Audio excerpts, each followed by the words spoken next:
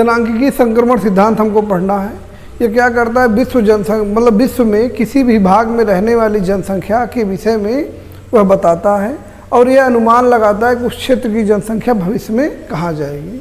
इस सिद्धांत में मूल रूप से मतलब इसका जो निष्कर्ष निकलता है उसमें यह बताता है कि कोई भी समाज जो सबसे पहले ग्रामीण और खेतिहर होता है, ठीक है, और विभिन्न अवस्थाओं में परिवर्तन होते होते वह नगरीय, औद्योगिक और शिक्षित बन जाता है, ठीक है।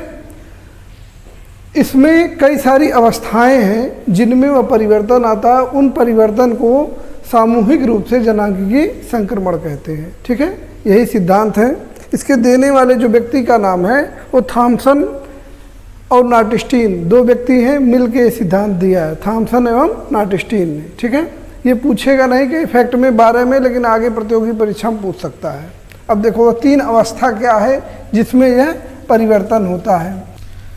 इसमें क्या कहा गया, जनांगीय संक्रमण सिद्धांत में जो परिवर्तन होता है वह 3 अवस्थाओं में होता है। तो यह हो गया पहली अवस्था।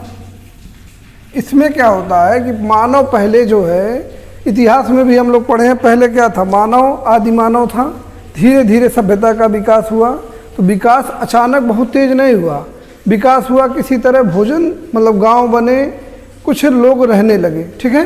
तो ग्रामीण क्षेत्र जब हुआ तो यह पहली अवस्था है, ग्रामीण खेतिहर है, ठीक है, ग्रामीण है। और इस समय कोई शिक्षा बहुत स्तर तक नहीं है, अशिक्षा है, तकनीकी रूप से पिछड़ापन है, ठीक है। तो ऐसी स्थिति में क्या होता है कि जन्म दर, मान लो यहाँ लिखते हैं अवस्था 1, ठीक है। इधर हम क्या लिखे हैं, अशोधित जन्म दर और मृत्यु दर, ठीक है।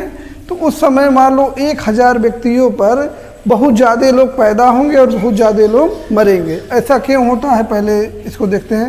लगभग 35 लोग या 35 से 40 के बीच में यह आंकड़ा घूमता रहता है, इतने लोग मरते रहते हैं। और इसको हम हरे रंग से बनाते हैं, जन्म दर वाली रेखा, ये भी कम ज़्यादा होती रहती है। जन्म दर और मृत्यु दर दोनों ही कम ज़्यादा होते रहते हैं, 35 से 40 के आसपास घूमते रहते हैं। इसका कारण क्या है, देखो इसका कारण क्या है, इस समय मृत्यु ज़्यादा होगी। क्यों ज़्यादा होगी, महामारी आ सकती है कि नहीं, बीमारी आएगी तो इलाज नहीं है, और भोजन क्या होगा, कम होगा कि नहीं, भोजन पर्याप्त नहीं होगा, ठीक है, उत्पादन कम होगा, भोजन पर्याप्त नहीं होगा, इसलिए पोषण स्तर कम होगा।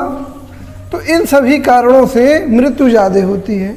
अब इसकी भरपाई कैसे की जाए, तो भरपाई ऐसे करते हैं कि बच्चे ज़्यादा पैदा करेंगे, कुछ मर जाएंगे कुछ बचेंगे। जैसे अब मान लो इस समय जब मेरे बच्चे ज़्यादा पैदा करते हैं तो 8-10 बच्चे लगभग सब लोग पैदा करेंगे हर घर में, उससे कम नहीं, क्योंकि इसमें से 5 से 6 मर जाएंगे तो 2 या 3 बच जाएंगे, ठीक है।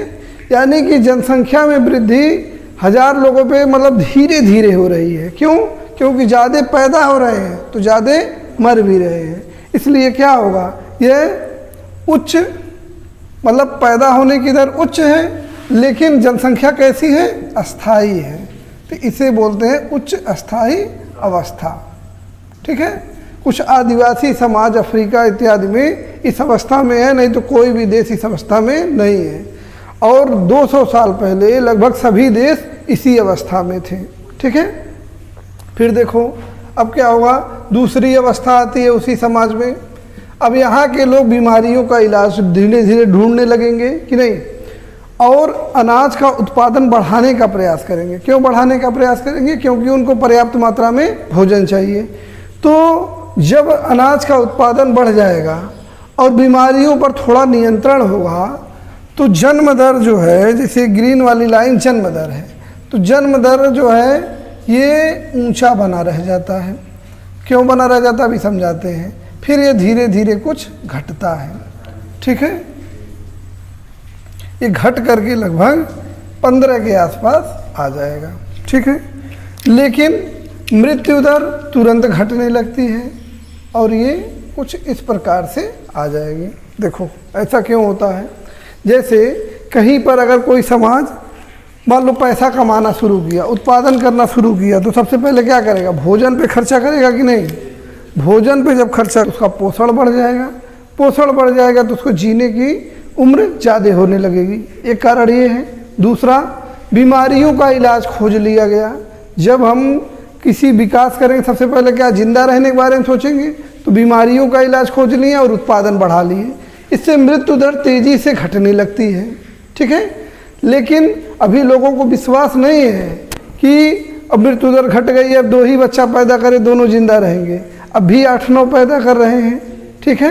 क्यों? क्योंकि उनको लग रहा है मर जाएंगे, लेकिन अब इलाज बढ़िया हो गया तो मर नहीं रहे हैं।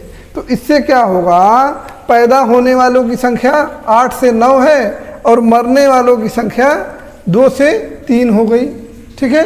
जो पहले 7-8 थी अब 2 से 3 हो गई, तो लगभग उसमें दुगने की वृद्धि हो जाएगी कि नहीं। जो यहाँ उच्च स्थायी अवस्था थी, अब यहाँ पर तेजी से ये जन्म दर की लाइन है, ये मृत्यु दर की लाइन है। जन्म दर ऊंचा रह गया, मृत्यु दर घट गया, तो इसकी वजह से क्या होगा, जनसंख्या में विस्फोट होगा कि नहीं। जनसंख्या विस्फोट भी लिख सकते हैं, ये दूसरी अवस्था है। ये ऐसा क्यों होता है? क्योंकि मृत्यु दर घट जाती है, जन्म दर पहले की तरह बनी रहती है, लेकिन इस दूसरी अवस्था के अंतिम अवस्था में जन्म दर भी घटने लगती है, ठीक है। जैसे भारत में देखो, भारत इस वाले में था तो हम लोगों को याद नहीं है, इस वाले का देखो। जैसे तुम्हारे बाबा ओबा के समय में 5 भाई 6 भाई 7 भाई हुआ करते थे, 6-7 भाई बहन मिला के हुआ करते थे, तो दूसरी अवस्था में था भारत, ठीक है। अब लोग धीरे धीरे समझदार हो गए, तो 2 बच्चे पैदा कर रहे हैं, 1 बच्चा पैदा कर रहे हैं, तो मृत्यु दर भी घट गई, जन्म दर भी घट गई। अभी भारत समझो यहाँ पर है, ठीक है, समझ में आया। और जब यह अवस्था आ जाती है तो जन्म दर और मृत्यु दर लगभग दोनों ही 10 से 15 के आसपास रहते हैं। ये ब्लैक वाली लाइन मृत्यु दर की है और हरी वाली लाइन जन्म दर की है, तो इसी के आसपास रहेगा। तो फिर जनसंख्या यहाँ स्थिर हो जाएगी कि नहीं। यहाँ भी स्थिर हो गई थी, ज़्यादा पैदा हो रहे थे, ज़्यादा मर रहे थे। यहाँ भी स्थायी हो जाएगी जनसंख्या, ठीक है। लेकिन कैसी स्थायी? निम्न स्थायी, यानी कम पैदा होंगे कम मरेंगे, निम्न स्थायी जनसंख्या। ये हमारा समय को दर्शाता है, यानी कि जैसे जैसे समय बढ़ेगा हम ग्रामीण अशिक्षित से, ये औद्योगिक है, ये प्रारंभिक औद्योगिक समय है, ठीक है। औद्योगिकरण हुआ, औद्योगिकरण के यहाँ लिखेंगे विकसित अवस्था। यह क्या हो जाएगा? विकसित देश है, ठीक है। एक अवस्था विकसित अवस्था में चली गई, ये पिछड़ी अवस्था थी, ये विकासशील अवस्था है, ये विकसित अवस्था में, ठीक है। यही जनांकीय संक्रमण सिद्धांत है, इसी को हम अपने शब्दों में लिखेंगे।